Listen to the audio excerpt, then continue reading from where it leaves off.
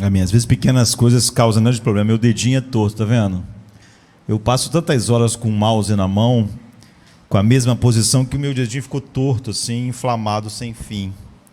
E hoje ele está especialmente doendo, para tocar foi difícil. Vamos orar. Pai, nós te agradecemos pela tua graça em nossas vidas, pelo teu poder, Senhor Pai. Nós sabemos que a tua palavra, Senhor Deus, é como uma espada que divide, Senhor Deus, aquilo que nós, Senhor Pai, não podemos separar, mas nós precisamos do poder do teu Espírito em nossas vidas, Deus, porque nós podemos ser banhados, Senhor Deus, por essa verdade durante muitos anos e morrer mergulhado no mais profundo engano, porque, Senhor Deus, é terrivelmente poderoso o auto-engano no coração do homem. Mas quando o teu Espírito habita em nós, Senhor Pai, nós deixamos, como naturalmente nós temos neste mundo, de ser advogado de nós mesmos. Nós não precisamos mais, Senhor Pai, nós temos um advogado, Senhor Pai, junto a Ti. O sangue dele fala a Ti por nós, então nós podemos enfrentar todas as coisas, Senhor Pai, que antes nós, Senhor Pai, negaríamos, nós, Senhor Pai, racionalizaríamos, Senhor Deus. Nós podemos olhar de frente ao que a Tua palavra faz e podemos olhar aquilo à luz do Evangelho. Nós queremos fazer isso hoje, Deus, e queremos que nossas vidas sejam realmente, Senhor Pai, moldadas pelas Tuas mãos através da palavra, que haja, Senhor Pai, uma confrontação verdadeira, Senhor Deus, que gere dor necessária, e então, Pai, Senhor Pai, resultante, ó Deus, de avançarmos para outro lugar, Senhor Pai, outro grau de glória na semelhança do Teu Filho. Há tanto em nós para ser mudado, Senhor Pai, e nós não temos nenhuma esperança, Senhor Deus, em nada que a mente humana possa conceber. Nós, Senhor Pai, nos prostramos diante da Tua mente, na Tua palavra, e oramos para que o Seu Espírito opere, Senhor Deus, poderosamente através dela, na vida de todos nós, em nome de Jesus. Amém, amém. Nós começamos hoje pela manhã, né? Eu falei que ia falar em 8 vezes sobre o Evangelho na vida de Davi, porque eu estava terminando o livro de Salmo e já estou começando de novo, e quando a gente olha para a vida do homem que Deus usou para dar a nós as orações mais profundas, nos ensina a verdadeira meditação, e como Deus trabalha a verdade em nossos corações para nos mudar, como fez através de Davi. Nós queremos olhar para a vida que chegou a conhecer Deus assim, e ansiamos por sermos transformados cada vez mais como Deus fez com ele, um mero homem pecador, caído, como nós. E hoje pela manhã nós então queríamos, porque o livro de 1º e 2º Samuel é chamado o livro de Davi, porque é sobre ele. Eu falei que a pessoa que a Bíblia mais fala depois de Jesus é Davi. Mais páginas, mais história é contada, mais mencionado no Novo Testamento, enfim. E há 2 predecessores para nós entendermos a história de Davi, que é Samuel, o que nós vimos hoje de manhã, ao olharmos para como Deus moldou e mudou o paradigma da vida de Ana, a mãe de Samuel, e como, se não houver mudança de paradigma, não há mudança nenhuma em nós. Nós deixamos de tirar nossa identidade de algo e escolhemos uma outra coisa, e nós começamos a deificar, a divinizar coisas e esperar que elas façam, e às vezes loucamente escutamos o mundo, o humanismo secular, para nos ajudar a divinizar outra coisa, e o que nós conseguimos é amargura, tristeza, sempre a busca sem fim de uma identidade, e o oposto do que nós falamos hoje no início. Nosso cálice nunca está transbordando, não é? Nem em momento algum, e que dirá em qualquer situação. Então a gente quer hoje à noite, né, continuando aqui em 1 Samuel, olhar para o outro predecessor de Davi, que nos faz entender melhor quando nós olharmos as 6 outras vezes, né, nos próximos domingos, para a vida de Davi, querendo na verdade enxergar o Evangelho, como o Evangelho nos transforma, e como é trágico quando você não tem o Evangelho, apesar de poder ouvir ou estar num ambiente supostamente evangélico a vida toda. Então, em 1 Samuel 15, a partir do verso 10, normalmente quando a gente vai meditar em histórias assim, os textos são um pouco maiores, não é? Às vezes, quando a gente está só na parte doutrinária, a gente lê um verso e podemos falar, mas normalmente a gente precisa de um pouco mais quando estudamos o Evangelho nessas porções do Velho Testamento. A partir do 10, acho que até o 26 mais ou menos, diz assim: então veio a palavra do Senhor a Samuel, dizendo: arrependo-me de haver posto Saul como rei, porquanto deixou de me seguir e não cumpriu minhas palavras. Então Samuel se contristou e toda a noite clamou ao Senhor. E madrugou Samuel para encontrar Saul pela manhã, e anunciou-se a Samuel, dizendo: já chegou Saul ao Carmelo. E eis que levantou para si uma coluna. Então, voltando, passou e desceu a Gilgal. Veio, pois, Samuel a Saul, e Saul lhe disse: bendito sejas tu do Senhor, cumpri a palavra do Senhor. Então disse Samuel: que balido, pois, de ovelhas é este aos meus ouvidos, e o mugido de vacas que eu estou ouvindo? E disse Saul: de Amaleque as trouxeram, porque o povo poupou ao melhor das ovelhas e das vacas para as oferecer ao Senhor teu Deus. O resto, porém, nós temos destruído totalmente. Então disse Samuel a Saul: espera, e te declararei o que o Senhor me disse esta noite. E ele disse-lhe: fala. E disse Samuel: porventura, sendo tu pequeno aos teus olhos, não foste por cabeça das tribos de Israel? E o Senhor te ungiu rei sobre Israel. E enviou-te o Senhor a este caminho, e disse: vai e destrói totalmente a estes pecadores, os amalequitas, e peleja contra eles até que os aniquiles. Por que, pois, não deste ouvido à voz do Senhor? Antes te lançaste ao despojo e fizeste o que parecia mal aos olhos do Senhor. Então disse Saul a Samuel: antes dei ouvidos à voz do Senhor, e caminhei no caminho pelo qual o Senhor me enviou, e trouxe Agag, rei de Amaleque, e os amalequitas eu destruí totalmente. Mas o povo tomou do despojo ovelhas e vacas, o melhor do interdito, para oferecer ao Senhor teu Deus em Gilgal. Porém Samuel disse: tem porventura o Senhor tanto prazer em holocaustos e sacrifícios, como em que se obedeça a palavra, a sua palavra, a palavra do Senhor? Eis que o obedecer é melhor do que o sacrificar, e o atender melhor é do que a gordura de carneiros. Porque a rebelião é como o pecado de feitiçaria, e o porfiar é como iniquidade e idolatria. Porquanto tu rejeitaste a palavra do Senhor, ele também te rejeitou a ti, para que não sejas rei. Então disse Saul a Samuel: pequei, porquanto tenho transgredido a ordem do Senhor e as tuas palavras, porque eu temia o povo e dei ouvidos à sua voz. Agora, pois, rogo-te, perdoa o meu pecado e volta comigo para que adore ao Senhor. Porém Samuel disse a Saul: não voltarei contigo, porquanto rejeitaste a palavra do Senhor, já te rejeitou o Senhor, para que não sejas rei sobre Israel.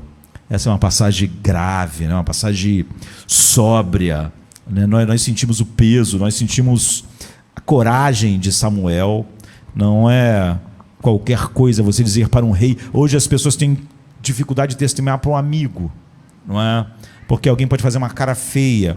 Não é fácil dizer para um rei que tem o poder de mandar te matar que ele não é mais rei, que Deus o rejeitou.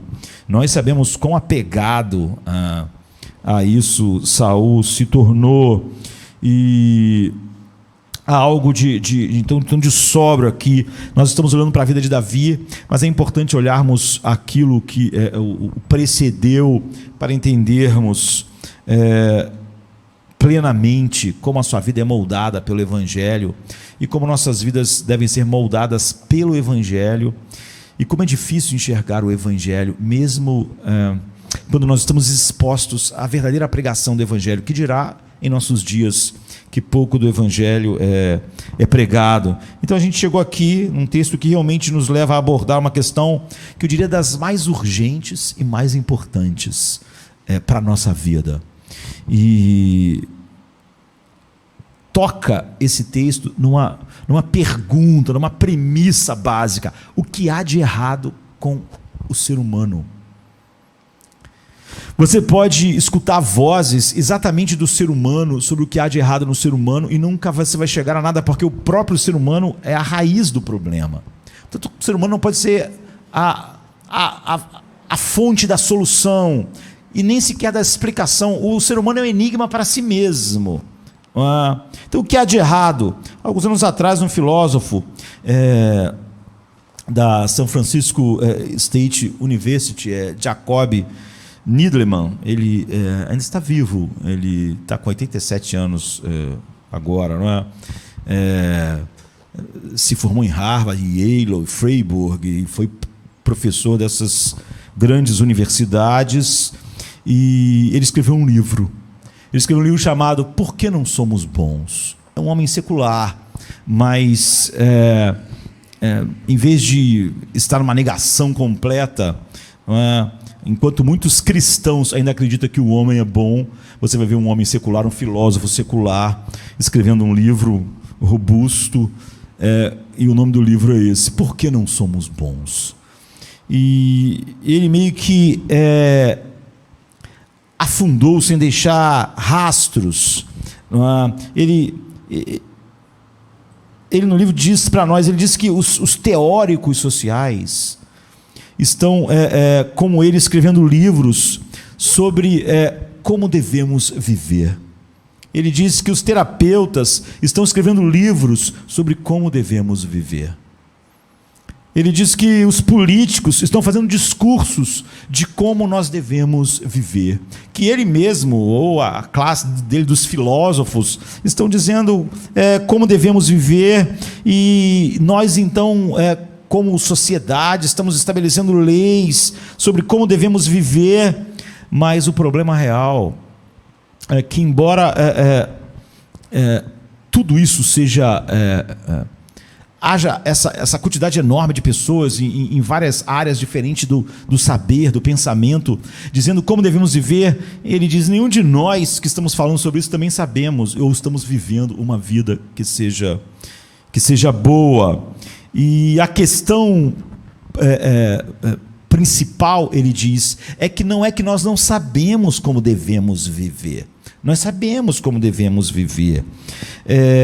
Nós meio que, mesmo lá no início, nós já sabemos, sem muita instrução, como devemos viver, cada um de nós. O problema, ele diz, é que sabemos como devemos viver, mas somos totalmente incapazes de viver como sabemos.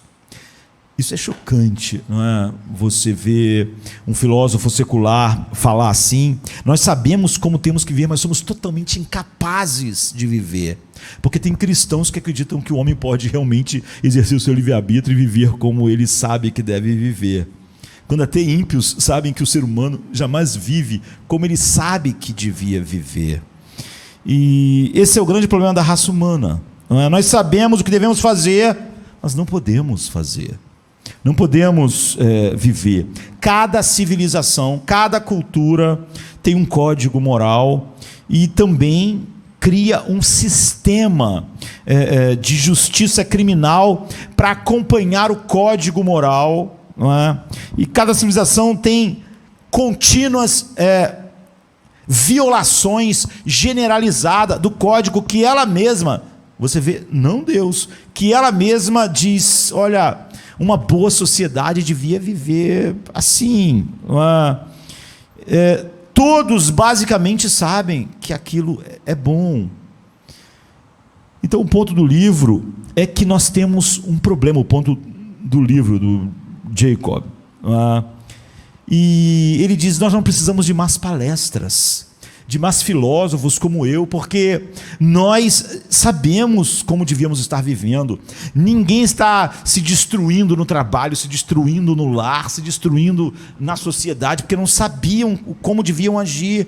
Ninguém está agindo de maneira mesquinha, ninguém está lutando por um lugar, passando por cima dos outros, criando intrigas, porque não sabe como devia viver. Todos sabem que não deviam fazer isso.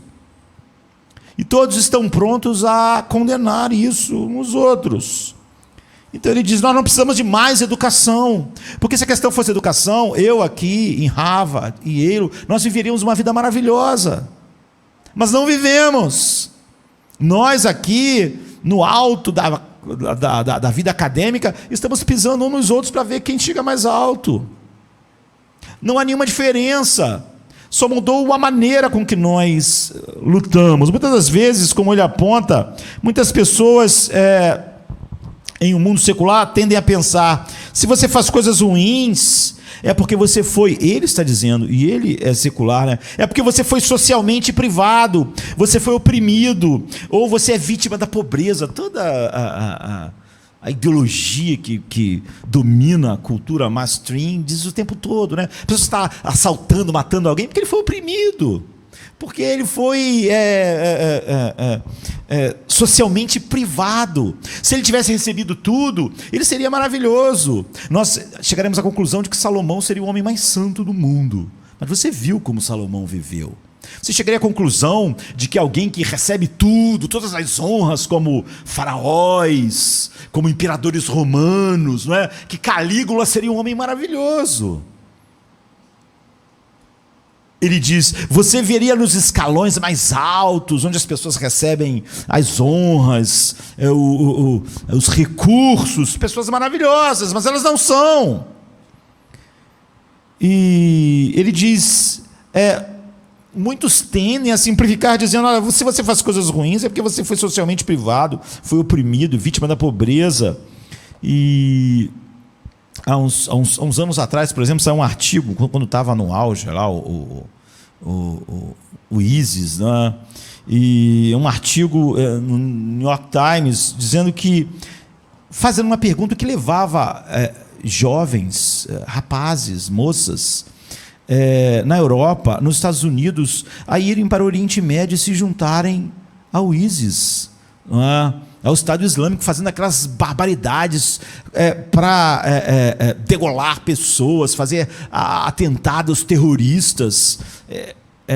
Esse era o tema do artigo, que leva pessoas que deixam uma vida boa no Ocidente, às vezes de famílias abastadas, e viram jihadistas, né, no Oriente Médio, ou saem para a cidade quebrando tudo, como antifas, enfim.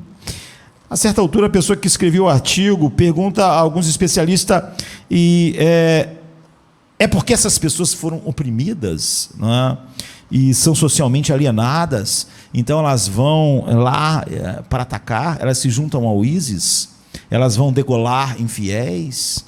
E a resposta mesmo deles é não, isso não é verdade. A ideia de opressão social ser um perfil para, por exemplo, uns jihadistas, ou para alguém que saía da Europa, dos Estados Unidos, e se juntava a grupos radicais e terroristas, simplesmente não era verdade.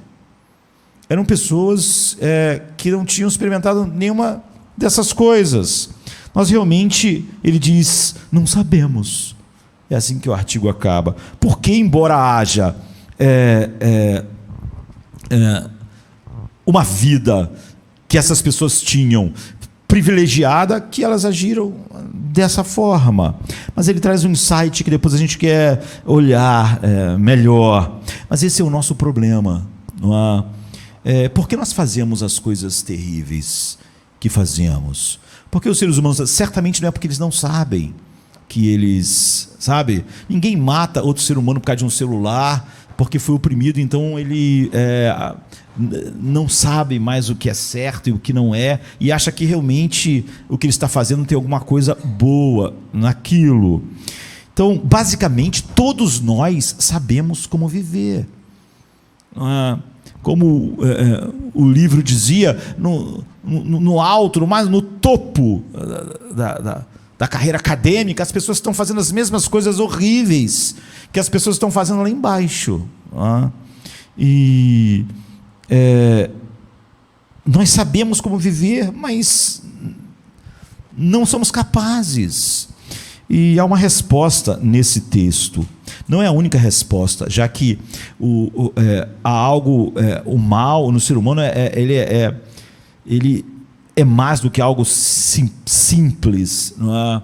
Então você precisa de vários lugares para você ter uma visão completa. Mas há um ponto importante aqui, no qual nós queremos chamar a atenção hoje. Para chegar a isso, a gente vai olhar para a história em si e vamos fazer o que a gente faz quando a gente olha para uma história e quer respostas profundas. A gente faz perguntas, e as perguntas que a gente precisa fazer devem ser baseadas naquilo que a própria verdade de Deus traz para nós.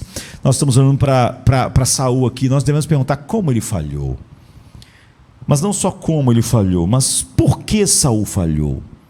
E como nós podemos escapar dessa realidade que um filósofo secular, que um artigo do New York Times, que a vida de Saul mostra para todos nós o tempo todo. Então, como Saul falhou? Para a gente entender todo o resto, é importante olhar para o que realmente está acontecendo aqui na nossa história.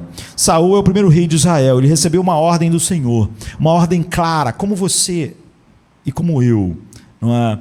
Ouvimos às vezes com clareza a respeito de tudo que desonra a Deus. E a gente não sai depois dizendo, eu estou confuso para saber o que Deus quer. Não é? Ele recebeu uma ordem clara de Deus, e Samuel menciona isso no versículo 13. Quando Samuel o alcançou, Saul disse: o Senhor te abençoe, tenho cumprido as instruções do Senhor. Isso é uma referência a isso. Então no versículo 18, Samuel dá uma pequena sinopse disso para nós. Ele diz: e ele os enviou em missão, dizendo, Deus enviou eles, vão e destruam completamente esses ímpios, os amalequitas, guerrei contra eles até exterminá-los. Não há nada de difícil para entender. E quando a gente vê isso pela primeira vez, eu vou abrir um parêntese aqui, a gente pensa, Deus, que coisa terrível, vai exterminar todos os amalequitas. Deus está dizendo a ele para eliminar um grupo de pessoas, mas não vamos ler isso de maneira superficial, né? Os amalequitas eram um povo violento, e eles cometeram atrocidades sobre atrocidades, e cometeram genocídio. Eles eram saqueadores e invadiam nações, e levavam escravos, e matavam, estupravam as mulheres, e destruíam tudo. É assim que eles viviam. E se você quer saber um pouco sobre o tipo de violência daquelas nações que viviam ao redor de Israel, por exemplo, você pode ler o livro de Amós.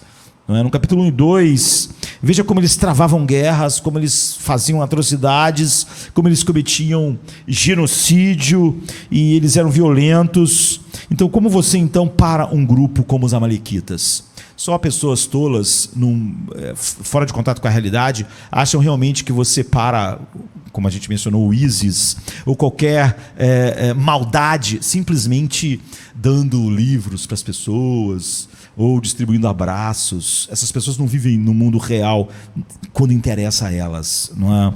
Então, em outras palavras, como você impede de os amalequitas continuarem destruindo, saqueando, matando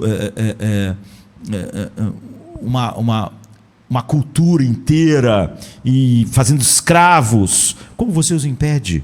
A resposta é com força, não é? Não há nenhuma ideia de que você pode parar Hitler e parar o mal humano simplesmente. Olha, dê educação, distribua isso e distribua aquilo, e todos vão ficar maravilhosos. Vá lá onde estava o ISIS e fala sobre eles, sobre a paz. Eles vão abraçar você, eles vão degolar você. Então, no mundo mal, a maldade com os amalequitas só é parada pela força. E A resposta é com força. Então Deus, quando diz a Saul e a Israel, eu quero que você vá e eu quero que você ataque, finalmente minha justiça vai chegar aos amalequitas com força, não é? É claro, eles não mandou Saul ir lá com rosas e cantando uma música, não é? E no entanto, Deus está dizendo, eu não vou deixar que você seja como os amalequitas. Eu não quero que você vá sobre eles da mesma maneira que eles vão sobre as outras nações. Todas as nações, quando atacam outra nação, elas o fazem para enriquecer, para ficarem com seu ouro, para ficarem com seu dinheiro, para ficar com seus recursos econômicos, para sugar aquilo que elas acham valioso, que estão na posse daquelas pessoas. Eles não fazem isso apenas para matar, não é? Eles fazem isso para conseguir trabalho escravo, era o que os amalequitas faziam. Eles fazem isso para obter terras cultiváveis, terras agrícolas. Eles fazem isso para obter a madeira, não é tão preciosa naqueles dias até hoje. Eles fazem isso para obter capital, riquezas naturais. Eles fazem isso para ficar com a sua tecnologia, por exemplo, naqueles dias de armas, de bigas, enfim, eles fazem isso para se apropriar, eles fazem isso para enriquecer. A gente podia resumir assim. O que Deus realmente diz é: você pode realmente simplesmente ser dessa forma, e isso traria sobre você o mesmo desprezo e ira que eu tenho sobre os amalequitas. Quando você vê Deus falando com eles, Ele está dizendo: eu quero que você realmente aniquile agora os amalequitas, como um instrumento da minha justiça. E essa coisa necessária, mas terrível, que você tem que fazer é um ato de justiça, não é um ato de apropriação. Vocês não vão ficar mais ricos. Vocês não vão ficar com o boi deles. Vocês não vão ficar com o tesouro deles. Vocês não vão ficar com nada deles. Vocês, no final disso, não vão ter enriquecido um centavo. Eu não quero que vocês fiquem com nada. Portanto, você não pode lucrar um centavo com essa ação. No final, você não vai ser como os amalequitas, que cada povo que eles conquistavam, eles faziam escravos, eles pegavam o seu dinheiro, o seu ouro, o seu gado, suas terras, e eles enriquecem, destruindo esses povos. Você não vai pegar o seu gado, os seus animais, suas riquezas. A gente já tinha visto isso antes, né? Por exemplo, quando o povo, Deus dá a Jericó, a Israel, o que ele diz? Não peguem o ouro, não peguem o tesouro, vocês não vão pegar despojo nenhum. Se achar lá, igual Acã achou, um monte de prata e um monte de ouro, você vai deixar lá, você não vai pegar para você não vai ficar rico, não vai enriquecer. Não é um ato de apropriação, a mesma coisa que impulsiona as nações a conquistar e ir para frente. E a gente fala de nação, mas de ser humano também, né? Conquistar, tomar o lugar do outro, para quê? Para enriquecer, para ter mais recursos. E aqui a pessoa está supostamente no caminho dos seus recursos, ou recebendo os recursos que você quer. E foi isso que Deus disse a Saul. Isso a propósito, extraordinariamente realista, não é? Deus não fala que pessoas como os amalequitas iam ser parados no mundo caído quanto o nosso, enquanto esse mundo não foi restaurado, simplesmente com atos de um abraço, uma flor, um cântico, não é? Mas todas as nações fingiam estar lutando por algo, quando na verdade só lutavam por riqueza, dinheiro.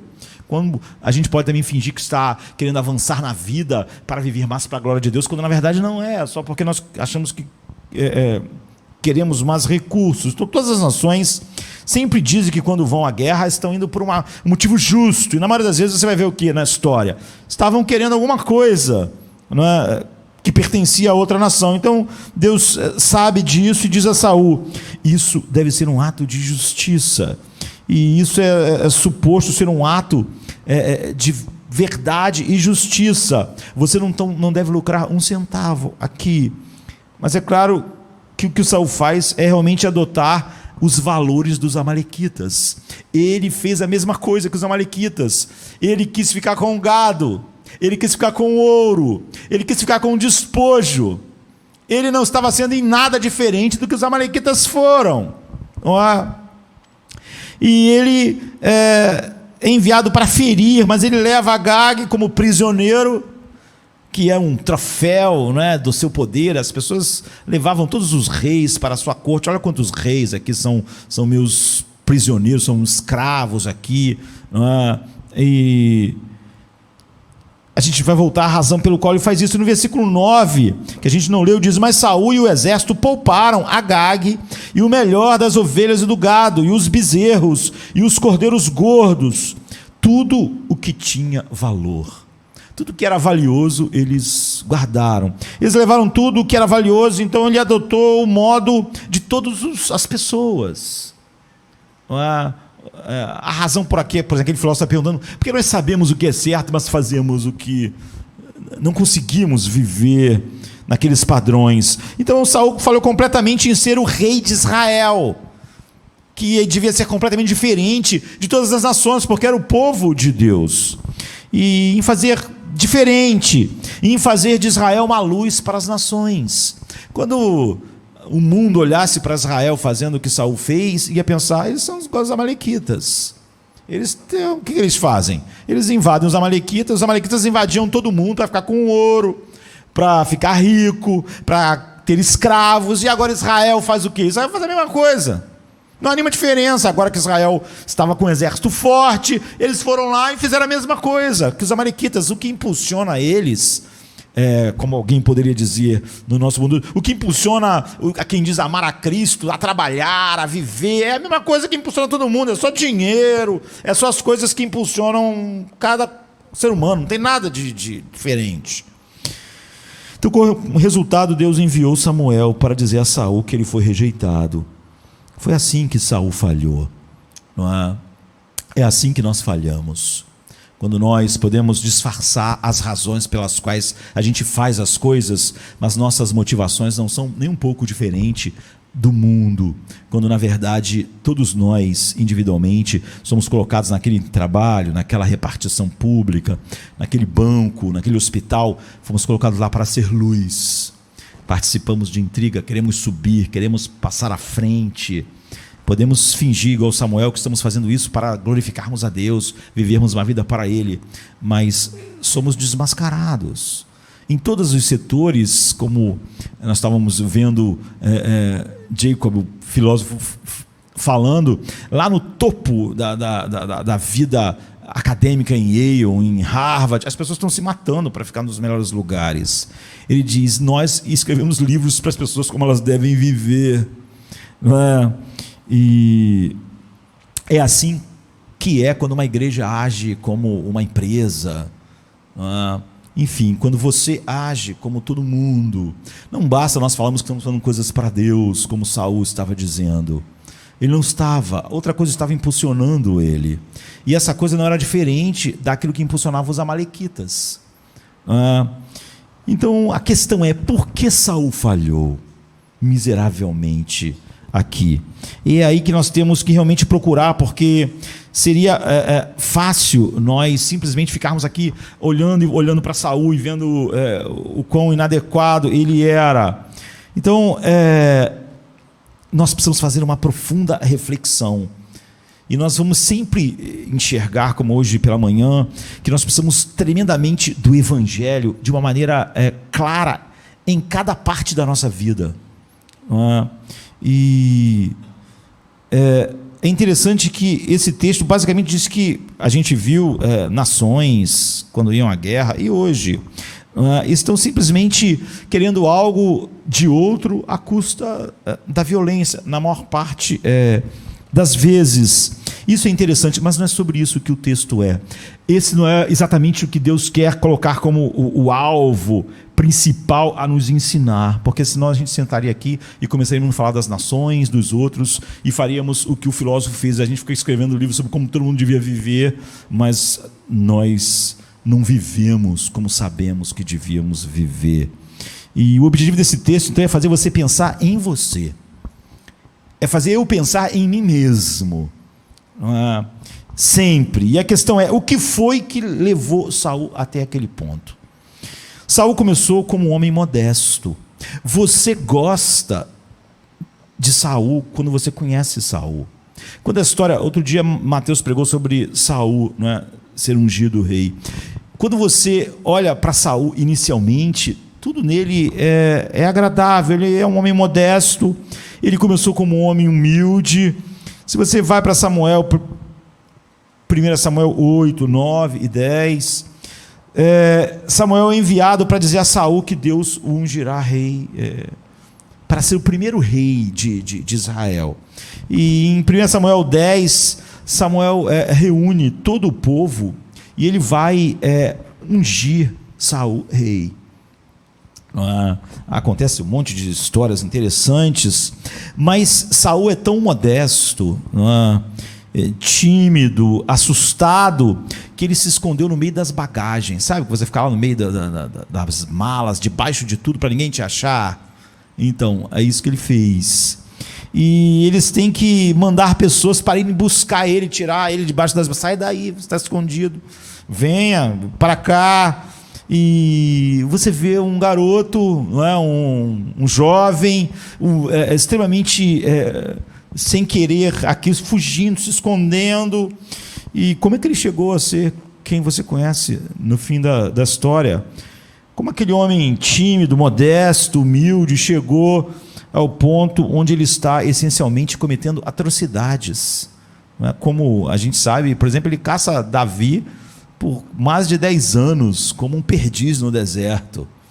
E por que ele está fazendo tudo isso? Para ter poder, riqueza, o status que ele se agarra dessa maneira. Como isso aconteceu? Aqui está a resposta. A resposta da Bíblia para nós é a capacidade infinita de auto-engano que todos nós temos no coração, naturalmente. É disso que se trata essa passagem. A capacidade infinita que o coração humano tem de se auto-enganar. É por isso que há poucos domingos atrás, de manhã à noite, nós pregamos sobre Jesus vai dizer para um monte de pessoas, não do mundo, que estão no caminho largo, como a Bíblia o define, vai dizer para elas que vão estar confiantes, que está tudo bem entre elas e Deus, porque viveram essa vida aqui que a gente está vivendo. E ele vai dizer, eu nunca te conheci. Nunca. Essa é a capacidade profunda, talvez a mais terrível de todas do auto-engano, porque ela está na sociedade toda, mas você vê, ela permeia a igreja visível, e essas pessoas vão ficar chocadas. Esse é o poder do auto-engano. Como assim nunca me conheceu? Eu te servi, eu falei Senhor, Senhor. Eles, não, todo mundo que fala Senhor, Senhor, entrar no reino dos céus. Não, mas nós fizemos isso, vivemos uma vida ministerial. Não te conheço. Esse é o poder do auto-engano. Então, por exemplo, você vê isso de muitas maneiras. No versículo 19, Samuel basicamente diz, porque você não fez o que o Senhor disse. Literalmente no hebraico ele diz, porque você não ouviu o Senhor, você não ouviu o que Deus disse. E eu sei que é traduzido porque você não obedeceu, não é? Mas no original está dizendo, por que você não ouviu, por que você não deu ouvidos ao que Deus disse. No versículo 20, Saul disse, mas eu ouvi o Senhor, eu ouvi a voz do Senhor. Então no versículo 22 ele diz, é melhor você prestar atenção. Samuel porém respondeu, acaso tem o Senhor prazer em holocausto? Que papo é esse de que você fez isso para fazer cultos para Deus, honrar a Deus, ofertar a Deus, cultuar? Porque a gente tem que entender que sacrifícios naqueles dias era o que a gente está fazendo essa noite, é cultuar a Deus, é adorar a Deus. Era assim que a adoração, o que nós fizemos hoje na velha aliança, olhando com aqueles símbolos que apontavam para o que Cristo ia fazer, como nós hoje cantamos a cruz. Então ele diz, acaso o Senhor tem prazer nesse teu culto e em sacrifícios quanto em que se obedeça a sua palavra? A obediência é melhor do que o sacrifício do seu culto, da sua religiosidade, né? E a submissão é melhor do que a gordura de carneiros. 15, 20. Então, a melhor coisa que nós vamos fazer nesse culto esta noite é ouvir Deus. E isso será fundamental para determinar se o que você cantou realmente foi um culto a Deus. Concordar de maneira geral com o sermão. As pessoas adoram concordar de maneira geral com a Bíblia. Quando elas sentem que aquilo é para elas, ficam ofendidas. O pastor estava falando comigo. Você viu? Ela concordava com tanto que não fosse para ela. Mas é para todos nós mesmo. A capacidade enorme do auto-engano está no coração do homem, de todos nós. Então, concordar de maneira geral com o evangelho de que todo mundo merece ir para o inferno, né? Essas coisas assim que nunca você se sente realmente incluído naquilo. Você achar... Tem pessoas... Eu sinto que se você pregar sermões duros, ou você trazer um sermão duro que foi pregado por não sei quem, todo mundo gosta. Mas é só porque, óbvio, elas não estão aplicando elas mesmas. Senão elas ficam ofendidas e dizer: Jonathan Edwards estava falando comigo. Mas como elas estão achando que eles estão falando com o mundo, com a igreja, elas não estão ofendidas. Sempre que as pessoas acham que é com elas, aí elas vão ficar ofendidas. Essa é a capacidade do auto-engano. Você vê?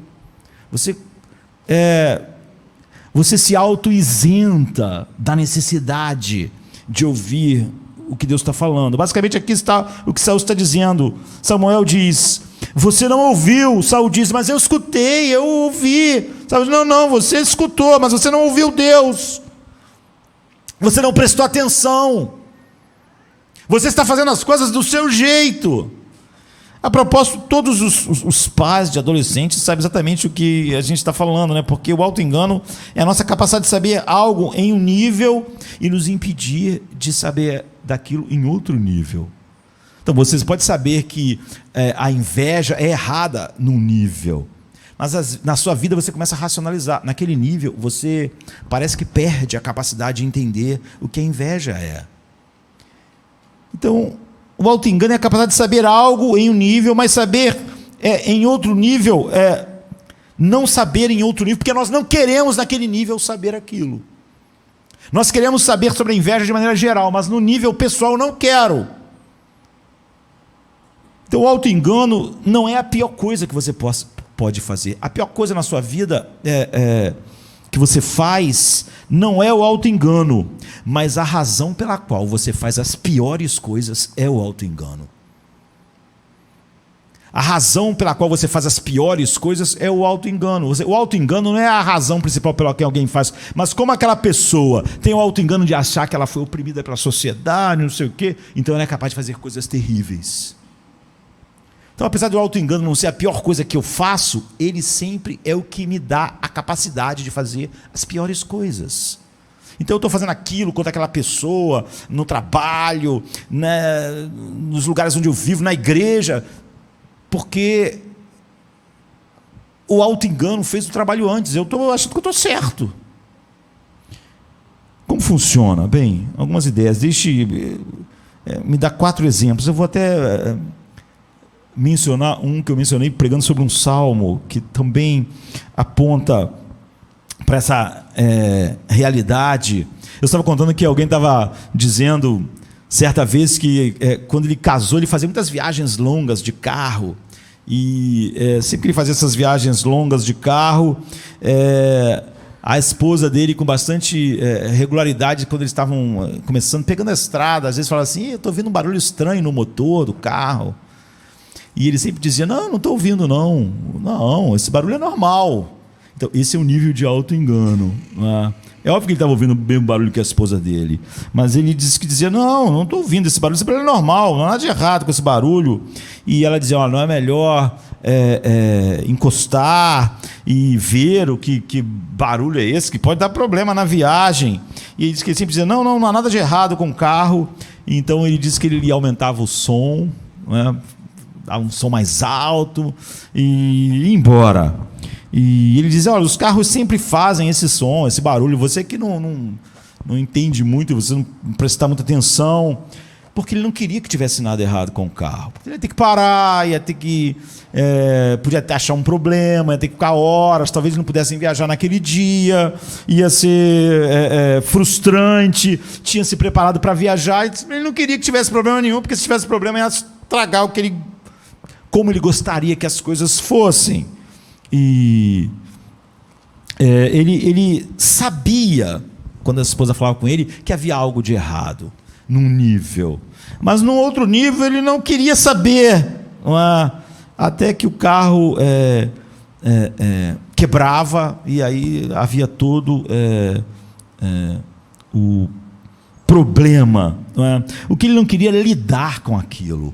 Por que as pessoas podem entender a inveja de uma maneira geral, mas se ofendem de uma maneira pessoal, quando ela acha que está sendo aplicada a ela? Porque ela teria que lidar com a inveja. Quando eu falo da inveja, que a igreja tem que mudar, que a igreja tinha que ser assim, eu não tenho que mudar nada. Eu não tenho que lidar com nada na minha vida. Mas quando... então eu entendo isso, mas numa outra abordagem eu não entendo aquilo. Porque na abordagem na qual eu vou ter que lidar com as coisas, eu não entendo. E se nós admitirmos que tem inveja em nós, então eu vou ter que lidar com a inveja. E talvez muitas coisas vão desmoronar dentro de mim, como a gente vai ver, como acontece com Saul, porque eu construí minha identidade sobre coisas que eu não posso admitir essas coisas na minha vida. E, por exemplo, houve um acidente aéreo em 1982 de um voo 90 da Air Florida, que decolou de Washington, não é? E acabou que o avião, logo depois que decolou, ele desceu no Rio Potomac, e em 13 de janeiro de 82, e morreu um monte de gente, não é? Um Boeing 737, porque era inverno, estava gelado, e havia muita neve sobre as asas, e havia congelamento em algumas partes do avião. Por isso que o avião caiu, morreu gente não só que estava no voo, quase todo mundo, né? Morreu gente que estava na ponte, nos seus carros, porque o avião desceu no Rio e bateu na ponte, numa hora que estava cheio de carro. Então pessoas que não tinham nada a ver com o avião morreram também. E por que morreram? Quando acharam o gravador de bordo, a caixa preta, né, do avião, o copiloto avisou: olha, há um congelamento, a gente vai ter que seguir as normas, e levaria, seguindo as normas, para o descongelamento da quantidade de neve que estava nas asas, nos flaps, e em outras partes do avião, o procedimento levaria 49 minutos. Só que já estava na hora do voo, não é? E você ia ter que dizer para as pessoas dentro do avião: olha, vamos ter que atrasar quase uma hora até fazer o descongelamento todo. E o piloto, ele diz: esses burocratas, eles querem sempre que a gente siga todas essas regras. Realmente não é um grande problema esse pouco acúmulo de gelo, e se nós ficarmos 49 minutos vai complicar tudo. E ele então diz que há condições de decolar, mesmo sendo avisado pelo copiloto de que os marcadores estavam indicando uma quantidade de gelo maior. E ele diz assim: eu sei o que estou fazendo. Os burocratas fazem essas regras rígidas, não precisa de 49 minutos para esse gelo sair. Então, 78 pessoas morreram naquele dia por causa disso, não é? Havia 74 passageiros no avião, 5 tripulantes, mas morreram ainda umas 4 pessoas na ponte, nos seus carros. Vários ficaram feridos, e do avião só 5 pessoas sobreviveram. Então, o auto-engano não era a pior coisa na vida daquele piloto. A pior coisa que havia nele não era o auto-engano, mas o auto-engano fez ele fazer coisas terríveis, botou a vida de todo mundo, acabou com a vida de todo mundo. Por causa disso, muitas pessoas morreram naquele dia que não precisavam morrer. Todos os indicadores estavam dizendo que tinha gelo demais, que tinha que ser feito o procedimento de 49 minutos para derreter aquele gelo para o avião poder decolar. Então houve um artigo que eu li em algum momento sobre a dificuldade que os pais têm em reconhecer as falhas em seus próprios filhos. Não é? E esse é o ponto, né? Aquele piloto, ele podia dizer, vamos seguir, tem que ser assim. Ele falou, não, eu sei, eu tenho experiência, eu vou há mais de 20 anos. Eu não preciso seguir os burocratas. Não é? E por quê? Porque o artigo está falando sobre a dificuldade dos pais em ver nos filhos, por causa do auto-engano. Não é? É muito difícil para os pais olharem para seus filhos e admitirem que algo está errado, que ele está agindo e procedendo de uma maneira errada, que há um jeito errado, estranho, que ele deve olhar mais de perto. É como o barulho do carro. Eu não quero que haja nada errado com meus filhos, então eu não vou parar para ver o barulho no carro, e eu não quero olhar realmente para ver se há um problema com eles, porque se tiver eu vou ter que lidar com isso, eu não quero lidar com isso. Então nós os defendemos com muita frequência. Quando a escola diz algo, quando alguém diz algo, nós logo nos ofendemos. Não, meu filho não é assim, meu filho não faz essas coisas. Meu filho pequenininho, ele é maravilhoso, meu filho adolescente, eles não fazem isso. Não queremos lidar com aquilo. E isso é um tremendo poder do auto-engano. Você vê, o auto-engano não parece ser a pior coisa que um pai faz, mas ele vai destruir a vida do seu filho. O piloto vai matar todo mundo que está dentro do avião. E nós falamos com outras pessoas sobre eles e os defendemos para a escola e para os outros. Tudo está bem. Você tem que parar de implicar com o meu filho. Olhar para o meu filho com esse olhar. O mal está no seu olhar. E, no entanto, nós sabemos. Você vê, mas não sabemos. Há algo de errado. Até que muitas vezes seja tarde demais. Eu vejo muito um canal chamado ET, acho que é do Discovery, não sei, que sempre tem assassinatos, investigações de assassinatos, todos os sinais dão, nunca é por assalto, sempre é relações pessoais, não é? Pais, filhos, marido e mulher, um monte de vezes, né? Sempre é um monte de sinais que as pessoas veem, mas elas não querem ver, elas não querem ter que lidar com aquilo. E você pode então arruinar a vida do seu filho. Aquele piloto vai arruinar a vida de todo mundo que está no avião. Claro, os pais querem pensar sempre o melhor dos seus filhos. Se eu quero viajar, eu quero pensar que o carro não vai ter problemas. E aquele piloto, ele fala lá na gravação, vai atrasar, as pessoas têm hora, têm compromisso. 1 hora de atraso vai complicar tudo, todo mundo vai ficar irritado lá dentro. Aí, o que tem aí dentro? Tem executivos, as pessoas têm horários, a gente não pode ficar 49 minutos para descongelar o gelo. E o auto-engano não é a pior coisa então que nós fazemos, mas é a razão pela qual a gente faz as coisas mais terríveis. Você pode arruinar a vida do seu filho. Você vê? Você pode matar um monte de pessoas no avião. Você pode viver uma vida fazendo coisas, justificando por como a sociedade, ou a privação, enfim. Então, no meio da Alemanha, existe uma cidade, não é?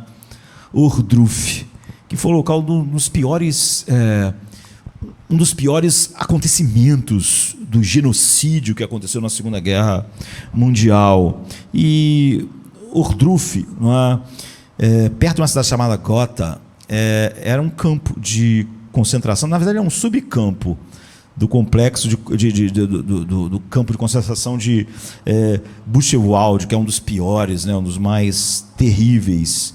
Mas esse campo ele ficou famoso porque ele foi o primeiro campo nazista liberado, livre. Foi a primeira vez que os aliados chegaram a um campo de concentração e não deu tempo de fazer a limpeza, assim. Então ele foi construído pelos alemães já quase no final da guerra para construir bunkers e trabalhar numa tentativa de construir uma arma nuclear. E Ohrdruf então forneceu os prisioneiros para o trabalho escravo na construção desses bunkers de ferrovias. E no final de março de 1945 o campo abrigava 11.700 prisioneiros. Mas no início de abril, as SS perceberam que os aliados avançando iam acabar chegando lá, e eles fizeram uma marcha da morte para Buchenwald, uma famosa, em que eles foram obrigados, todos os prisioneiros, a irem até esse campo, outro campo de concentração, marchando na neve, esqueléticos, sem alimento, e quem não marchasse dava um tiro na cabeça. Então morreu uma quantidade enorme fazendo a marcha, e quem não tinha força nem para fazer a marcha foi morto lá, milhares no campo mesmo. E quando os soldados da 4ª Divisão Armada norte-americana entraram no campo, descobriram pilhas de cadáveres, de corpos, pilhas e pilhas e pilhas amontoados. Tinham galpões cheios de corpos, um sobre os outros, e outros galpões cheios de pessoas mortas e alguns vivos ainda. E quando Eisenhower, no final da Segunda Guerra Mundial,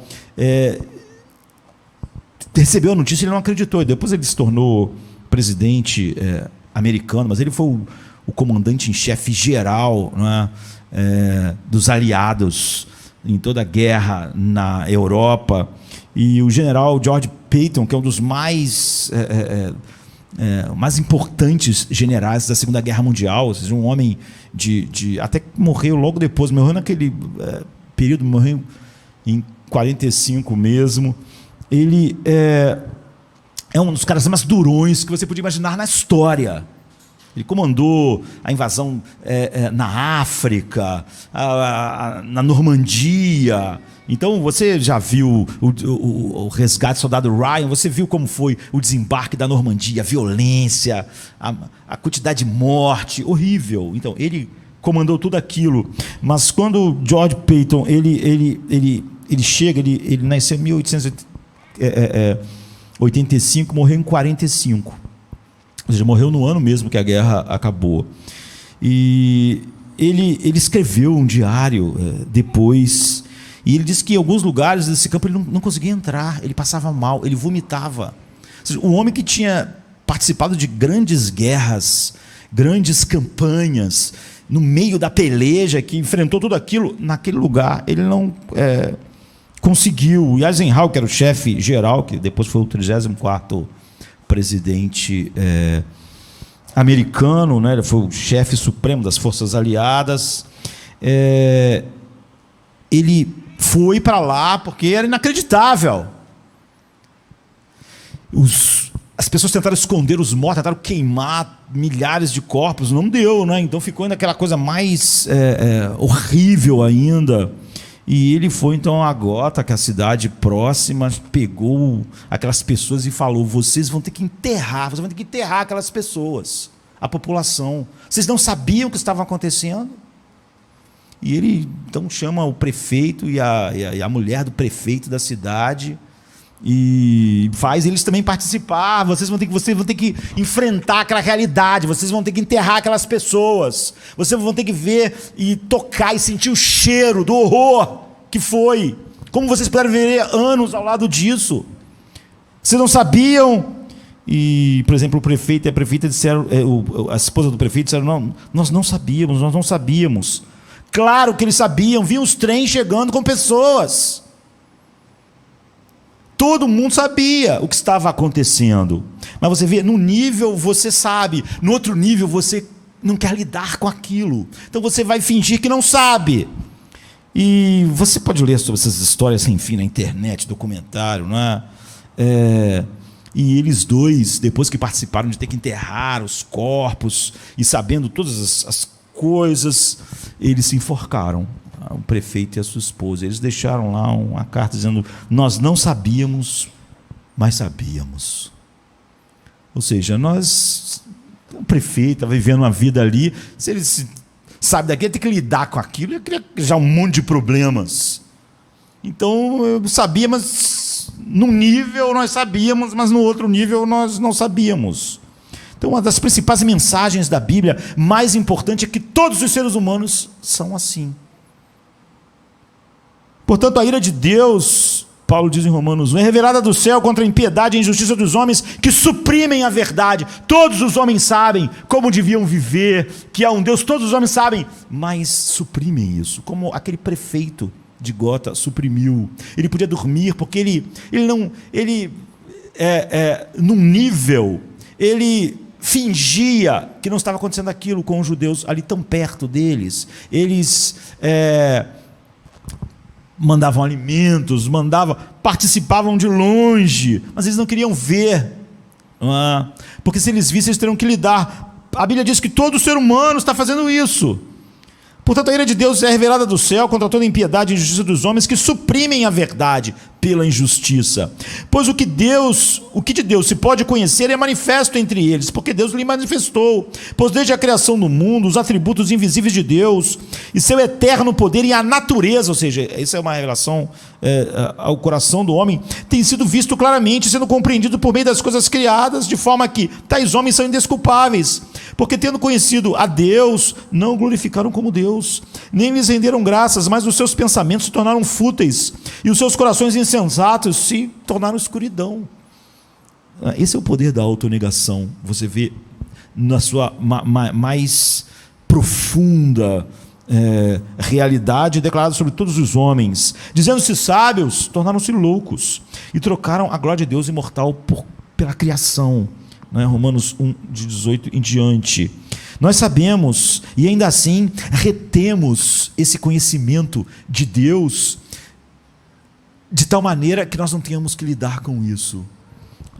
Sabemos muitas coisas sobre como devemos viver. Apesar do homem não ter a revelação final que você tinha que ter na palavra de Deus, ele tem essa revelação geral, e o homem sabe muita coisa sobre como ele devia viver, sobre Deus, sobre o que é bom e mal, mas ele não vive assim como o filósofo disse em seu livro. Sabemos, mas não sabemos.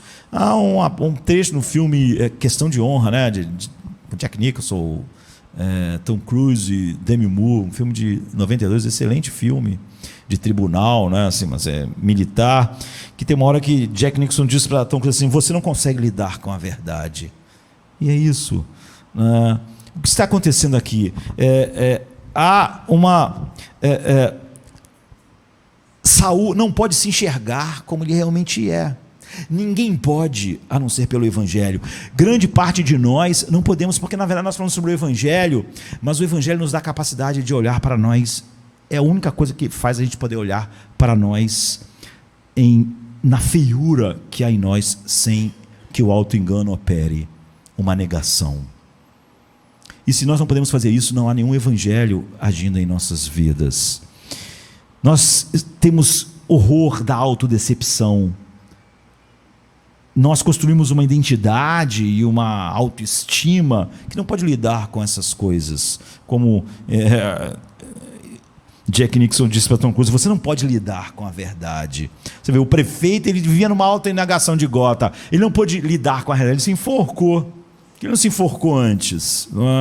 Então, nós realmente não temos tempo para ver tudo, mas você pode ver muitos aspectos de como isso funciona. Funciona de muitas maneiras diferentes. No versículo 15, quando ele é confrontado, Saul, pela primeira vez, é incrível a resposta dele. Ele diz: o Senhor te abençoe. Samuel nem tinha falado nada ainda, mas quando ele viu Samuel chegando, ele disse: o Senhor te abençoe, eu cumpri a vontade do Senhor. Quer dizer, há uma consciência acusando ele. Ele está dizendo: eu fiz, sem nem Samuel ter falado nada ainda, eu fiz tudo o que Deus disse. E ele diz: o que você fez? Você fez, então, o que eu estou ouvindo? Um balido de vaca, estou ouvindo um barulho de ovelha. Se você fez o que o Senhor falou, o que eu estou ouvindo? Que som é esse? Você está falando que fez, mas o som que eu estou ouvindo, você está me contando outra história. Não é? O que é esse mugido de gado? É o que Samuel respondeu, versículo 15. Saul respondeu: foi os soldados. Eles trouxeram. E a propósito, em hebraico, ele não usa a palavra soldados, como está na nossa versão, só diz eles. Sabe? Tem gente que é assim: pastor, tem pessoas que estão reclamando do horário do culto. Quem? Você está reclamando? Não, eu não. Tá. Quem é a pessoa que está reclamando? Não sei. Então, está vendo? Foi eles. É o que Saul está dizendo. Olha, eles trouxeram. Ele nem fala soldados no original. Eles pouparam o gado. Não foi Saul, coitado, que fez isso. Foi eles, é vago, é na terceira pessoa. A pior coisa é a gente falando na terceira pessoa, de maneira vaga. As pessoas não estão gostando. Quem não está gostando? Qual o nome? Quem é as pessoas que não estão gostando? Onde é que elas estão? Fala para elas virem falar comigo. Mas Saul estava fazendo isso. Esse é o poder do auto-engano. Eu quero falar coisas, mas eu quero fingir que não sou eu, não é? Saul está dizendo, foi eles pouparam. Bem, eu fiz tudo o que Deus me disse. Eles trouxeram. Eles não deveriam ter trazido, mas eles trouxeram. Eles. Como eu disse, no original nem fala soldados, não fala quem é que trouxe. Ou seja, sempre que nós transferirmos a culpa, nós estamos no auto-engano. Não é? Por isso que a gente gosta de dizer assim, a igreja devia ser dessa forma. E você não faz parte da igreja? A igreja devia amar, mas então, o que você está fazendo? Você está amando as pessoas como deve amar? Você não é a igreja, você não faz parte da igreja? A igreja devia dar atenção, você está dando atenção? Sempre que você transfere a culpa do seu fracasso espiritual, não é? Eu não vivo perto do Senhor porque as pessoas não me dão atenção. Quer dizer que você serve a Deus porque as pessoas te dão atenção. Se elas te derem atenção, igual deixaram o Paulo esquecido numa cadeia, você não ia servir a Deus. Se você fosse caçado igual Davi foi por Saul durante 15 anos, você não ia servir a Deus. Se você fosse vendido pelos seus irmãos como José foi para o Egito e depois fosse acusado falsamente de estupro e fosse colocado numa cadeia durante anos, você ia ficar magoadinho e não ia servir a Deus, você não ia amar a Deus. Que história é essa de que você não ama a Deus, está fraco, não consegue andar porque as pessoas não fizeram isso e aquilo? Se você fosse levado com 15 anos de idade para a Babilônia, como Daniel fez, longe dos seus pais, da sua mãe, criado por uma pessoa hostil, por um reino hostil, então você não ia servir a Deus. Se você fosse jogado igual João numa ilha para fazer trabalho forçado com 90 anos, você não ia servir a Deus. Sempre há auto-engano quando há transferência de culpa para o nosso fracasso. Nós não queremos olhar a realidade. Eu não vivo para Deus, para a glória de Deus, porque eles não estão fazendo as coisas certas. A outra coisa é que muitas vezes a religiosidade é como o auto-engano opera em nós. Ele foi para outra e disse assim, nós poupamos o melhor das ovelhas e do gado. Agora ele tem muitas explicações para a mesma história. Para sacrificar o Senhor, para fazer um culto, como eu disse, esse era o culto, sacrifícios e tal. Mas todo o resto a gente matou, a gente acabou com tudo. Ele está dizendo para Samuel assim, olha como eu sou, como eu sirvo a Deus. Pode haver áreas, coisas erradas, mas olha como eu sirvo a Deus. Eu já contei aqui a história de Elizabeth Elliot. Eu achei engraçado porque ela tem uma história de tristeza, né? O marido dela, antes de 30 anos de idade, foi morto pelos índios. E a vida toda dela é uma coleção de tristezas. Mas ela conta uma história que não tem nada a ver com essa parte da vida dela. Quando ela era pequena, ela e o irmão dela gostavam de brincar com sacolas que os pais deixavam debaixo da pia, mas eles tinham que brincar, mas depois tinham que botar tudo no lugar. Mas às vezes, criança, né, pequenos, o irmão dela tirava tudo, fazia uma bagunça danada, esquecia de colocar tudo no lugar, e um dia o pai chegou, e quando o pai chegou não era tempo de arrumar mais nada, e ela disse que o irmão dela correu para o piano e começou a tocar uns hinos de adoração, porque ele era pequeno, já tocava piano, né? E, enfim, conhecia hinos, e o pai chegou, viu aquela bagunça e falou assim, como é que você mexeu nas coisas, não botou no lugar e tal? Ele, pai, eu estou cantando para Jesus. E o pai disse assim, você não sabe que obedecer é melhor do que sacrificar? Não é? Você não sabe que você não pode desobedecer e depois cantar alguns hinos para Jesus? O irmãozinho dela recebeu a mesma lição aqui, não é? de Saul. E o que ela está dizendo é, bem, é fácil, a gente sempre tenta dizer, eu estou sendo religioso, eu não obedeço a Deus, eu escolho onde eu obedeço, mas tem coisas que eu estou fazendo, que Ele quer, e pelo menos eu estou num culto, eu fico ofendido se o sermão é para mim, mas pelo menos eu cantei um hino, eu não vou enfrentar as realidades da minha vida, ou do que eu faço. O que Deus realmente quer? Ele não quer suas ovelhas.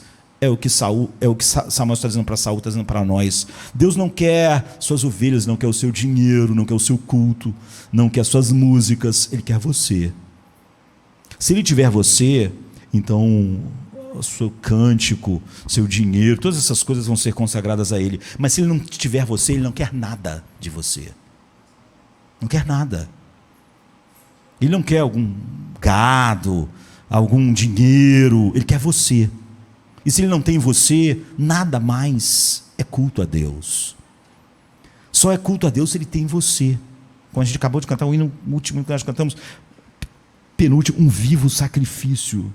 Então, é isso. A religiosidade sempre faz parte do auto-engano. Não é? Mas aqui está o pior de tudo, é realmente muito triste. Mas a gente tem que olhando para nós. No final, quando ele percebe que todo o auto-engano, e que não dá para ele continuar mais indo nessa direção, no versículo 24 ele diz: eu pequei, eu confesso, pequei. Mas você vê que ele não vai ser perdoado. Ele diz: eu pequei, acabou. Realmente, eu estou 1000 desculpas, mas o fato verdadeiro, Saul diz, é que eu pequei contra Deus. Mas Samuel diz: Deus te rejeitou. Por quê? Há um sermão de Spurgeon sobre arrependimento, onde ele menciona vários arrependimentos desses na Bíblia. Faraó, por exemplo, quando tudo deu errado, o filho dele morreu, ele diz: agora realmente eu pequei. Balaão, quando tudo desmoronou, ele diz: eu pequei. Judas disse: eu pequei, eu traí sangue inocente. Então, Spurgeon vai colocando todas essas confissões: eu pequei, mas ninguém é perdoado, porque não era verdade. Nenhuma daquelas confissões de pecado eram confissões verdadeiras. Então, ele diz: eu pequei. Não é? E Davi, aparentemente, fez algo mais terrível, não é? Ele adulterou, ele mandou matar um homem, mas quando ele disse: eu pequei contra ti, ele foi perdoado. Mas aqui Saul diz: eu pequei, e ele não é perdoado. Por quê? Você pode ver imediatamente, não é? Eu pequei, eu vi ali a ordem do Senhor, mas ele diz, Saul diz: é porque eu tive medo dos homens, eu tive medo do exército, eu tive medo das pessoas, sabe? Eu, como pastor, posso dizer assim: eu não preguei a verdade não, Deus, que eu tinha medo que as pessoas fossem embora, tinha medo disso ou daquilo outro. Ou seja, eu estou dizendo que eu pequei, mas eu estou dizendo que eu tinha uma razão, uma boa razão para fazer isso. Ele se enganou, ele diz: eu estou me arrependendo, mas na verdade, o que Saul tinha era autopiedade, porque ele ouviu naquele dia: você não vai mais ser rei, e ele não podia conviver com a ideia de que ele não ia ser mais rei. Quando tudo desmorona na vida de alguém, as pessoas dizem: eu pequei, agora meu lar foi destruído. Ele está arrasado realmente, mas não é por causa do pecado, é só porque o lar foi destruído, é só porque a vida está ruim. Se ele soubesse que podia continuar fazendo aquilo sem nenhuma consequência, ele ia continuar fazendo. E sempre que isso é verdade, não há perdão para essa confissão. Sempre que eu quero mudar porque alguma coisa deu muito errado, mas se eu soubesse que eu posso continuar fazendo aquela coisa errada sem nada dar errado para mim, para a minha vida, eu continuaria fazendo, então não há nenhum arrependimento verdadeiro em mim. Eu estou tendo autopiedade, eu estou com pena de mim mesmo, porque eu vou ter que passar por essas coisas.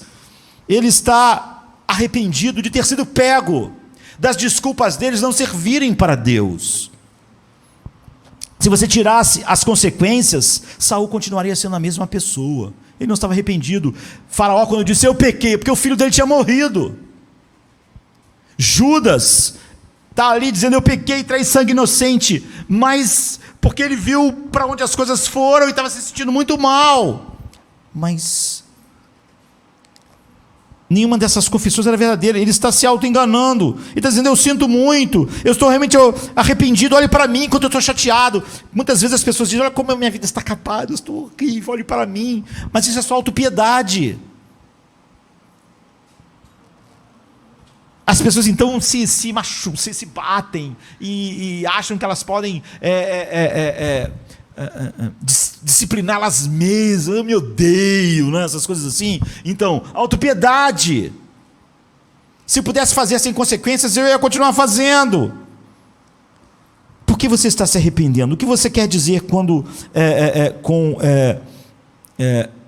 eu pequei, eu me arrependo? Então há essa decepção com Saul com ele mesmo, de ter levado ele a uma situação tão ruim.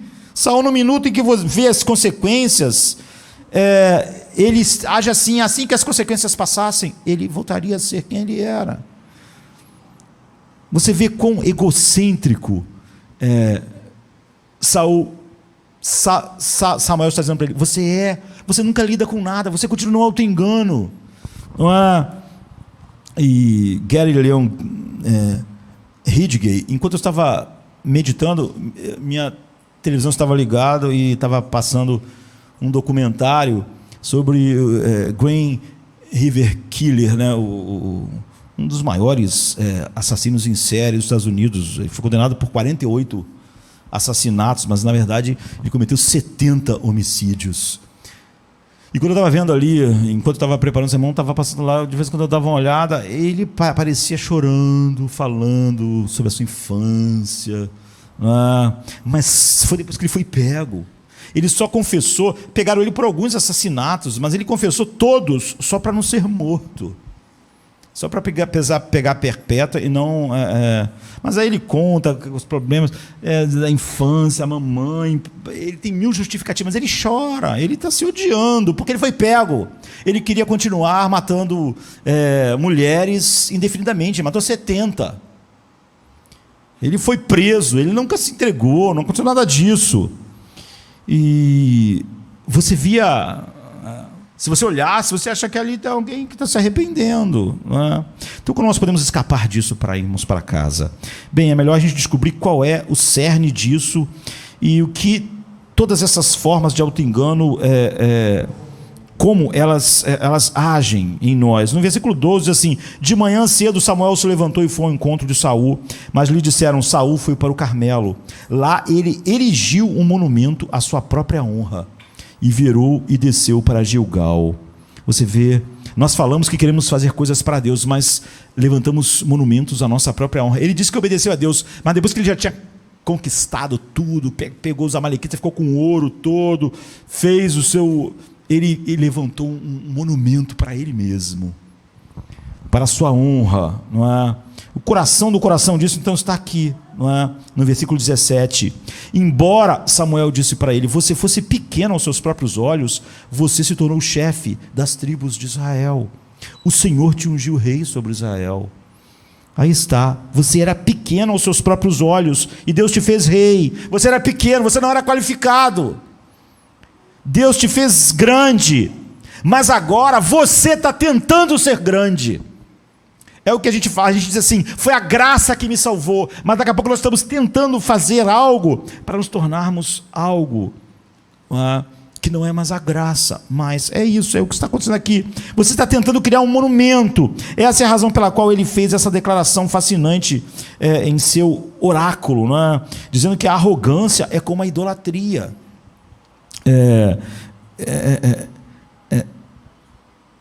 Ele não obedeceu, ele levantou um pilar, né, para ele mesmo. Ele diz: acaso tem o Senhor tanto prazer em holocaustos, em sacrifício, quanto em que se obedeça a sua palavra? A obediência é melhor do que o sacrifício, e a submissão é melhor do que a gordura de carneiro. Cultos, pois a rebeldia como o pecado da feitiçaria, e a arrogância como o mal da idolatria. Por quê?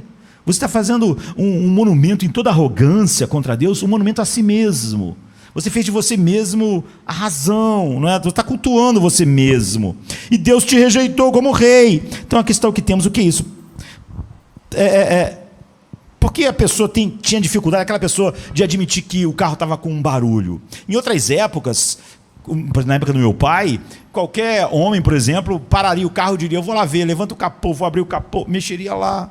E ele estava dizendo: eu não sabia fazer isso, tem que chamar um mecânico, aí estragar tudo, não é? E eu não queria lidar, que eu era uma pessoa que não entendia nada de carro, e eu não queria lidar com algo um problema meu mesmo. Uma geração anterior à minha saberia lidar com aquilo facilmente, mas eu não saberia. E o piloto? Claro, o piloto estava orgulhoso de ser um bom piloto. Ele não precisava seguir aquelas regrinhas que os burocratas criaram. Ele ergueu um monumento a si mesmo, não é? E a arrogância, Deus diz, é como o pecado de idolatria. O piloto era orgulhoso demais, ele achava que ele mesmo era o cara. Ele disse, sabe, essas pessoas, eu não vou me atrasar, porque alguns burocratas criaram algumas regras. E os pais? Eu tenho esse filho é maravilhoso, ele é perfeito, ele é atlético, ele tem ótimas notas, ele é popular. O que está acontecendo? Estão dizendo que ele está fazendo isso. Não, não acredito, meu filho é ótimo. Você levantou um monumento a si mesmo, a arrogância. Não é? E em todos esses casos, a razão pela qual eles estão em negação, a razão pela qual o auto-engano é tão poderoso, é porque a imagem deles é baseada naquilo que a verdade está atacando.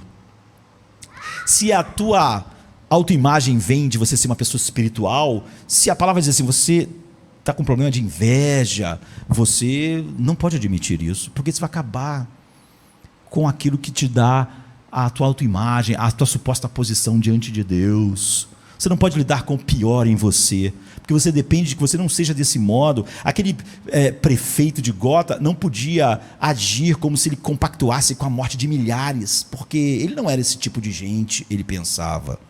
Então ele não podia lidar com aquilo. E qualquer coisa que você vê como um monumento, que você construa a sua imagem, a sua identidade, e você vê como um monumento a você mesmo, não pode ser tocado. Se for seus filhos, se for qualquer parte do seu caráter, se você achar que o sermão está tocando isso, você se ofende. O pai acha, eu sou um pai ótimo, então meu filho não pode ter esse problema, porque senão eu não sou um pai ótimo. E porque eu sou ótimo, ele é ótimo. E isso que essas pessoas estão falando é errado, é falso. O piloto disse, eu sou um piloto ótimo. E os burocratas não entendem nada. Sou uma pessoa espiritual, eu tenho interesses espirituais. Como assim? A igreja pode ter 1000 problemas espirituais, mas eu não. Eu posso olhar todos os problemas da igreja e dizer como ela devia ser. Eu não tenho problema. Porque você construiu um monumento a si mesmo, e isso é a base da sua imagem, é o que Romanos 1 diz, o homem se acha bom, e aí a Bíblia diz, todos são maus, então a gente não gosta, a gente se auto-engana. Às vezes há um filósofo que diz, olha, nós sabemos o que devemos fazer, mas nós não podemos, somos incapazes, mas a maioria vai dizer, nós somos livres. É a arrogância. Esse é o poder do auto-engano. E chegam informações que não se encaixam com a visão que eu tenho de mim mesmo, um ótimo marido, uma pessoa super espiritual, e todas as informações que chegam contrárias a isso me ofendem. Então eu nunca vou poder lidar com o que me faz não ser realmente espiritual, maduro e uma bênção. Enquanto você estiver tentando se tornar grande aos seus próprios olhos, levantando um monumento a você mesmo, como Saul, você nunca vai poder. Alguém pode realmente apontar para Davi e dizer, você é o homem, Davi. E Davi pode realmente se humilhar. Porque, em vez de ele construir sua identidade em ser um rei maravilhoso, ele construiu a iniquidade. Bem-aventurado é o homem a quem Deus não imputa o seu pecado. É verdade. Eu sou horrível. Saul nunca chegou a essa conclusão. Então, o que era horrível nele não podia ser tocado pela verdade de Deus. Como é que o que é horrível em nós pode ser tocado pela verdade de Deus?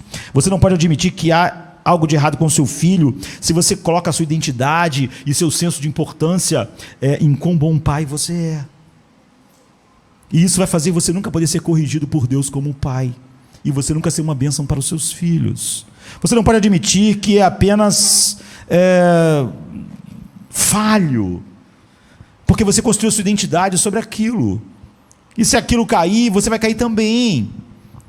A visão que você tem de você mesmo. Então você precisa acreditar que você é uma pessoa ótima e maravilhosa. Se alguém se insinuar a Bíblia insinuar que você tem inveja, você fica com raiva, porque você construiu sua identidade que você é uma pessoa sem inveja. O mundo inteiro tem inveja, você não tem. Então você nunca vai lidar com a inveja na sua vida. Você nunca vai lidar com orgulho, porque você levantou um monumento a você mesmo. Então chegam informações. Se forem gerais, você concorda. Se forem tocar em você, você se ofende. Você sabe, mas não sabe, como aquele prefeito que se enforcou quando teve que olhar a realidade, ou como Judas. Na verdade, ficar grande aos seus próprios olhos é definitivamente o caminho para se tornar mal, cada vez mais o mal reinar. Então, naquele artigo do New York Times, porque garotos de 20 anos estavam indo para o ISIS e crescendo em boas famílias, com todos os recursos no Ocidente, e os especialistas não sabiam, mas um deles falou assim, você pode imaginar um garoto de 20 anos, cujos colegas estão ficando bêbados, obcecados em encontrar uma namorada, mas eles percebem que, se eles forem para a Síria e para o Iraque, eles podem fazer coisas que fazem uma nação inteira, como os Estados Unidos, mandar seu exército.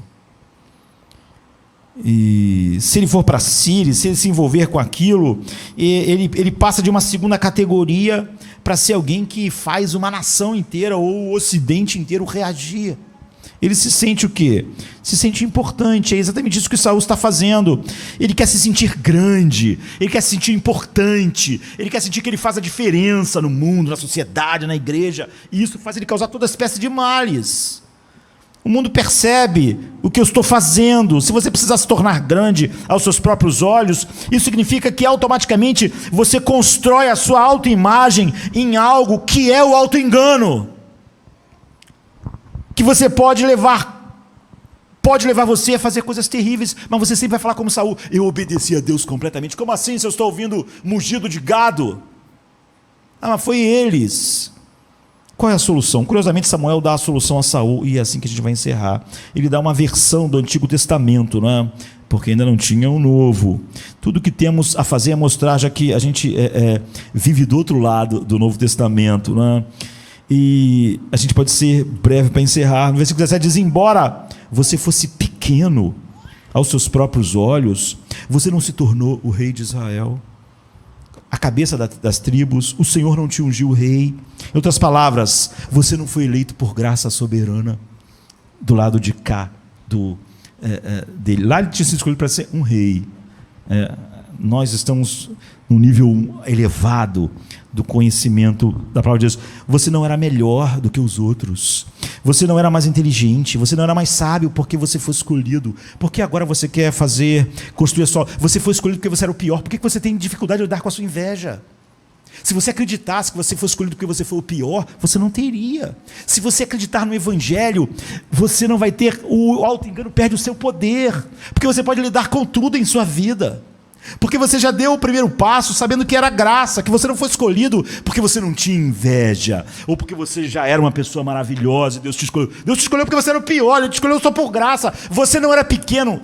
Samuel disse para ele: aos teus próprios olhos, e Deus não te colocou como rei porque você precisava se entrar nessas cadeias de auto-engano. Você está rejeitando a graça de Deus ao negar essas coisas horríveis. Quando você tem a graça de Deus, você pode lidar com qualquer coisa.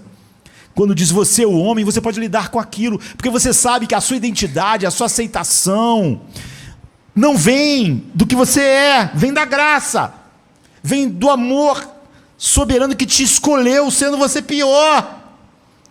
Você está tentando se tornar grande aos seus próprios olhos, é o que ele diz, e essa é a razão pela qual você está todo errado. Em Deuteronômio 7, 8, Deus fala isso para Israel. Certa vez eu estava ouvindo um sermão, lendo, de muito tempo atrás, quando Deus diz assim: o Senhor não escolheu Israel porque ele era melhor. Ele estava falando com Israel. O Senhor não colocou o seu amor sobre você e escolheu você porque vocês eram mais numerosos do que os outros povos. Vocês eram os menores de todos os povos. Foi só porque o Senhor te amou. Você vê isso é o Evangelho. Deus te amou, Israel, porque você era o maior? Não. Porque você tinha qualidades? Não. Então Deus terá que lidar com tudo de ruim, porque Ele te escolheu ruim. E a sua aceitação, a sua escolha não foi baseada em algo bom em você. Você nunca vai procurar erigir um monumento a si mesmo. Quando a Bíblia falar sobre a sua inveja, você não vai fingir que você não é uma pessoa capaz de ter inveja. Você sabe que é. E que você foi salvo por graça. Porque Ele te amou, Deus diz: eu escolhi Israel só porque eu o amei. Eu não amei porque ele era grande, melhor, e etc. E então eu vi nesse sermão alguém dizendo: ó, homens, se a sua esposa viesse até você e dissesse: por que você me ama? E o marido, ele lá pregando disso, podia dizer: olha, querido, eu te amo porque você é linda. Eu te amo porque você é uma ótima figura, depois de todos esses anos que se passaram já. Eu te amo porque a química entre nós é maravilhosa. E a química entre nós, nosso relacionamento, a química sexual. Você teve uma ótima carreira, você valoriza a família. Eu te amo porque você é atlética. Eu te amo porque você é incrível. Eu te amo por essas coisas. Há todo tipo de maneiras pelas quais você é uma companheira maravilhosa, divertida, ótima, enfim, e você me dá entusiasmo de viver. E essa pessoa disse: ó Deus, no começo a mulher pode se sentir maravilhosa por estar sendo dito que ela é amada por essas razões, mas espere um minuto, e se eu ganhar peso? E se eu me cansar da minha carreira? E se eu ficar doente? E se eu não ficar linda? E se eu nunca mais puder fazer sexo? Sei lá, e se qualquer uma dessas coisas acabarem? Se é isso, se é por isso que você me ama, então tudo vai desmoronar. Você está amando por causa dos benefícios que ela traz. E a única maneira de responder a uma pergunta como essa é o que satisfará a necessidade mais profunda de um coração, é dizer que eu te amo porque eu te amo. É o que Deus disse para Israel: eu te amo não porque vocês eram maiores, melhores, eu te amo porque eu te amei. Eu te amei soberanamente. Veja, se você sabe que é amado por XYZ, então XYZ vai se tornar a sua autoimagem. Se você sabe que você é aceito, amado por XYZ, quando XYZ estiver desmoronando, você sabe que você está desmoronando, né? E vai ser terrível, você não vai poder lidar com isso. Mas quando você ouve o que Israel ouviu, ou que qualquer pessoa em Cristo realmente ouviu: eu te amei porque te amei, você é livre então para admitir as piores coisas sobre você mesmo diante de Deus. Só a graça faz isso. A lei faz você ficar num ciclo de auto-engano, porque ela te condena e você vai ficar fingindo que pode obedecer algumas coisas e agradar a Deus de alguma forma. Mas quando você está aqui diante do Evangelho, você pode ser honesto. Você pode dizer para Deus: foi inveja. Você pode fazer igual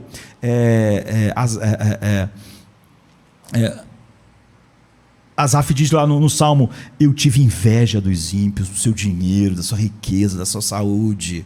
Você pode, e Deus pode lidar com isso, como lidou com ele. Ele disse: não há nada na terra que eu deseje além de ti. Deus lidou com aquilo, porque ele podia lidar com aquilo, porque quando nós temos o Evangelho, nós sabemos que Deus nos ama, não por causa de algo.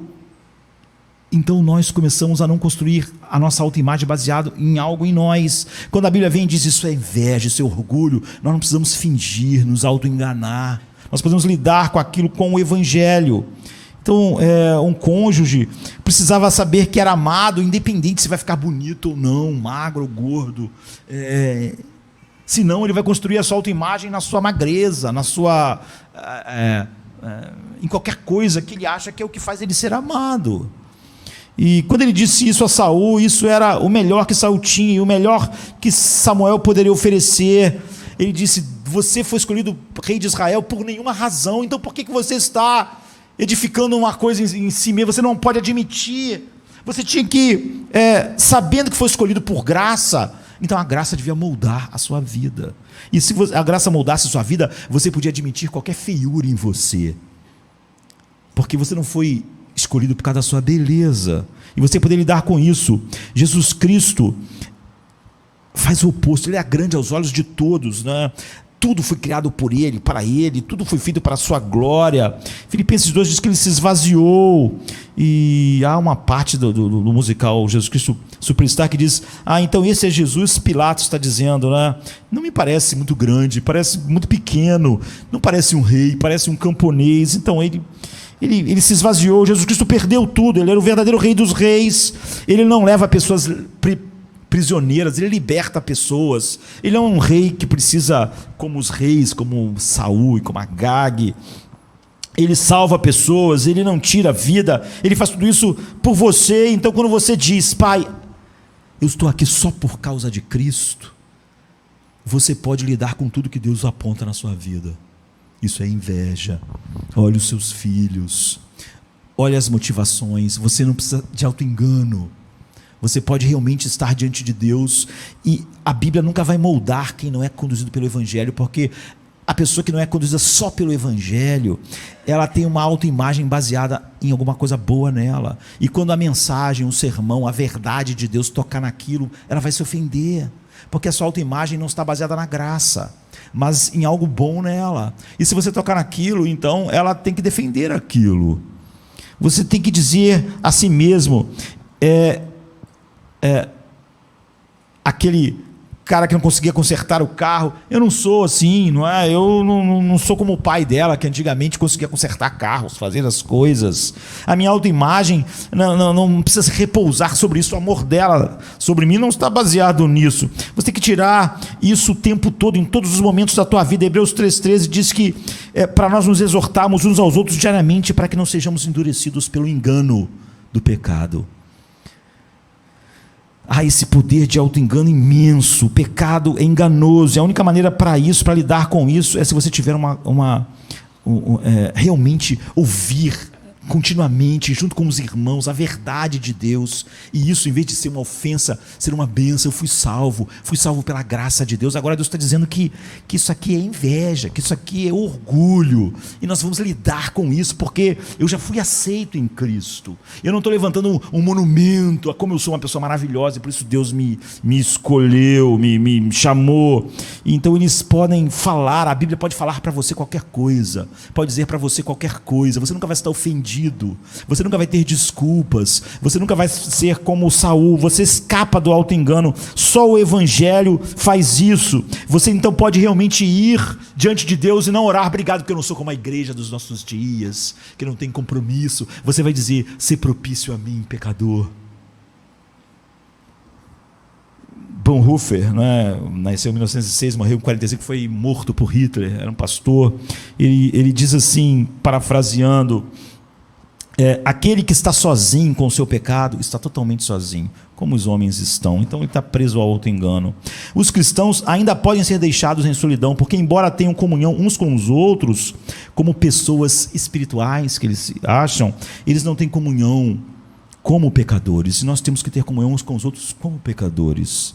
É a graça do Evangelho que é tão difícil para os religiosos entenderem, que nos confronta com a verdade sobre nós. Você é um pecador, você é um grande e desesperado pecador.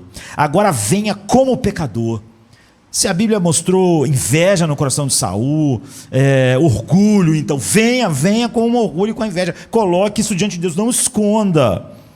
Porque você tem comunhão uns com os outros como pecadores, e não como religiosos, tentando mostrar um ao outro quão espiritual você simplesmente é. Venha, você é um pecador, você é um grande pecador, diz Bonhoeffer, grande e desesperado pecador. Agora venha como pecador que você é, para Deus que amou homens assim. A mensagem do Evangelho tem uma libertação. A máscara que você usa diante dos seres humanos não serve nada diante de Deus. Saul vai ser destruído pelo auto-engano, apesar de viver junto com Samuel a vida inteira e ter conhecido Davi por causa disso. Em Cristo e no Evangelho é o único lugar onde o homem pode ser honesto com o mal nele. Aquele filósofo lá disse: nós não conseguimos fazer o bem, mas ele não entende por quê. E o mundo inteiro entra em negação de que há coisas boas. E às vezes as pessoas estão na igreja há muitos anos, mas elas estão dizendo que amam a graça de Deus, mas sempre que toquem algo que vai tocar naquilo que ela construiu sua autoimagem, ela se ofende. Não é a graça. O Evangelho é a única coisa que faz você lidar com as coisas horríveis no seu coração enganoso.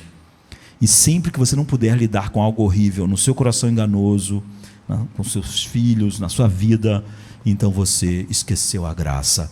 E ao esquecer a graça, o auto-engano vai fazer o seu trabalho final, como fez em Saul. Não é o que o homem faz. Davi fez coisas terríveis, mas o auto-engano não pôde prosperar, porque ele, por não construir sua dignidade sobre o seu reinado, sobre o seu ser uma pessoa maravilhosa, ele pôde ir a Deus e dizer: eu pequei contra ti, fiz o que era mal aos seus olhos. E ele pôde enfrentar, pela graça de Deus, todas essas coisas. Essa é a única maneira de o auto-engano não destruir você. A graça do Evangelho. Qualquer coisa que faia um pouquinho do Evangelho fará de você alguém auto-enganado e tão destruído quanto Saul no fim. Graças a Deus pelo Evangelho. É assim que nós podemos olhar para nós e sermos curados nessa noite e todos os dias da nossa vida, sendo transformados à imagem de Cristo. Vamos ficar de pé.